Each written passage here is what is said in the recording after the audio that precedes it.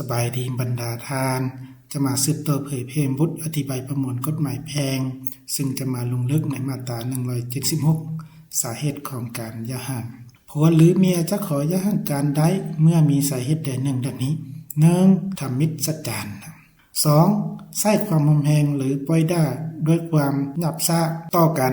หรือต่อพ่อแม่และญาติพี่น้องหรือมีการประพฤติบ่เหมาะสมอย่างร้ายแรงเช่นติดเครื่องดื่มที่มีทักเหล้าติดยาเสพติดอย่างหนักหน่วงหรือเล่นการพนันเป็นอาจินเล่นกินฟุ่มเฟือย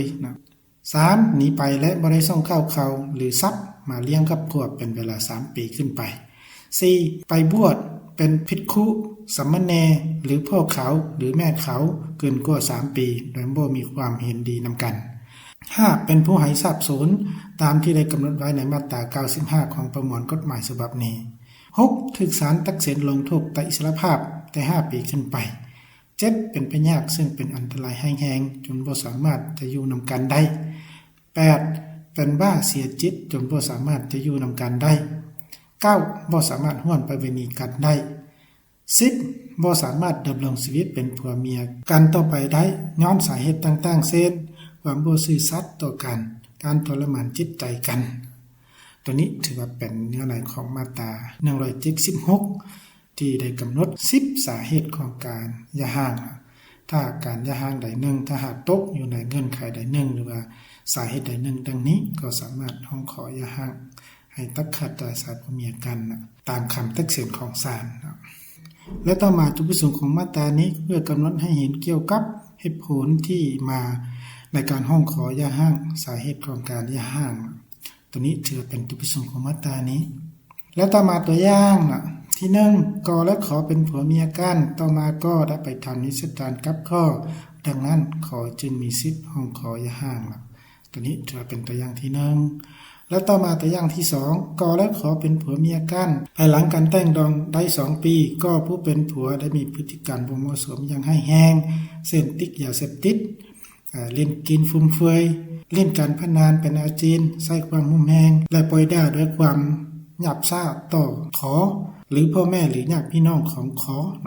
ดังนั้นขอผู้เป็นเมียจึงมีสิทธิ์ขอหย่าร้างตัวนี้ถือเป็นตัวอย่างที่2แล้วต่อมาตัวอย่างที่3ก็และขอเป็นผัวเมียกันในเวลาต่อมาก็ได้หนีออกจากบ้านไปอยู่ต่างแขวงหรือต่างประเทศเป็นเวลา5 ปีและบ่ได้ส่งข้าวเขาใดๆพร้อมทางบ่ได้ส่งทรัพย์มาเลี้ยงครอบครัวดังนั้นขอผู้เป็นเมียจึงมีสิทธิ์ห้องขอหย่าร้างตัวนี้ถือว่าเป็นตัวอย่างที่3และต่อมาตัวอย่างที่4ก็และขอเป็นผัวเมียกันอยู่ต่อมาฮอดปีที่6ขอผู้เป็นเมียได้หนีไปบวชเป็นแม่เขาเป็นเวลา5 ปีโดยบ่ได้รับการเห็นดีจากก็ดังนั้นก็ผู้เป็นผัวจึงมีสิทธิ์ห้องขอหย่าร้างตัวนี้ถือว่าเป็นตัวอย่างที่4และต่อมาตัวอย่างที่5กอและขอเป็นผัวเมียกันก็ถูกศาลตัดสินประกาศว่าเป็นผู้ให้ทรัพย์สูญดังนั้นขอผู้เป็นเมียจึงมีสิทธิ์ขอหย่าร้าง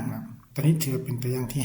5และต่อมาตัวอย่างที่6กอและขอเป็นผัวเมียกันในเวลาต่อมาก็ผู้เป็นผัวได้ไปค้าขายยาบ้าแล้วถูกเจ้าหน้าที่จับได้มียาบ้าอยู่ในครอบครองจำนวนหลายพันเม็ดจึงถูกศาลตัดสินตัดอิสรภาพเป็นเวลา15 ปีกรณีนี้ขอผู้เป็นเมียมีสิทธิ์ห้องขอหย่าร้างได้ตัวนี้ถือว่าเป็นตัวอย่างที่6แล้วต่อมาตัวอย่างที่7กอและขอเป็นผัวเมียกันเวลาต่อมาขอผู้เป็นเมียได้เกิดเป็นไปอย่างร้ายแรงบ่สามารถเป็นผัวให้ได้ในกรณีนี้ก็ผู้เป็นผัวมีสิทธิ์ขอหย่าร้างได้และตัวนี้ก็เป็นตัวอย่างที่7แล้วต่อมาตัวอย่างที่8ก็และขอเป็นผัวเมียกันในเวลาต่อมาก็เป็นบ้าเสียจิตหรือเป็นพยาธิทางจิตหุนแรงซึ่งเป็นอันตรายต่อตนเองและคนอื่นได้ในกรณีนี้ขอก็มีสิทธิ์ห้องขอหย่าร้าง